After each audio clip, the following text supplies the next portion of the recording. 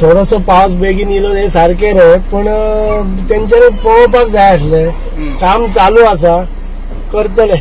ते लगेच आतमध्ये गाडी घसरली. तरी काढलेले माते अर्धा तास झाला. मी करासवाड्यासून आलो इथं कोरगाव चालू. ते ओढून काढायला ही गाडी क्रॉसिंग करायला लागणार, त्याशिवाय ते निघणार नाही ना.